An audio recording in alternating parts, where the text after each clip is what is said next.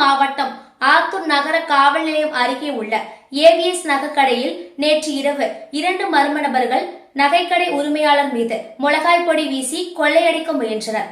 இச்சம்பவம் குறித்த சிசிடிவி காட்சிகள் தற்பொழுது வெளியாகி பரபரப்பை ஏற்படுத்தியுள்ளது. சேலம் மாவட்டம் ஆத்தூர் நகர காவல் நிலையம் அருகே உள்ள ஏவிஎஸ் நகைக்கடையில் நேற்று இரவு மர்ம நபர்கள் மிளகாய் பொடி வீசி கொள்ளையடிக்க முயன்றனர். நகை உரிமையாளர் வைத்தீஸ்வரன் மற்றும் அவரது மனைவி செண்பகவள்ளி மீது திரவத்தை ஊற்றிய கொள்ளையர்கள் நகையை திருட முயன்றனர். ஆனால் நகை உரிமையாளரின் முயற்சியால் ஒரு கொள்ளையன் பிடிபட்டான். மற்றொருவன் தப்ப முயன்றபோது புதுப்பேட்டை பகுதியில் பொதுமக்களால் துப்பாக்கியுடன் பிடிக்கப்பட்டு காவல்துறையினரிடம் ஒப்படைக்கப்பட்டான். மருத்துவமனையில் சிகிச்சை பெற்று வரும் நகைக்கடை உரிமையாளர் சம்பவம் குறித்து அளித்த புகாரில் விசாரணை நடைபெற்று வருகிறது. இந்நிலையில் கடையில் இருந்த சிசிடிவி காட்சி வெளியாகி பரபரப்பை ஏற்படுத்தியுள்ளது.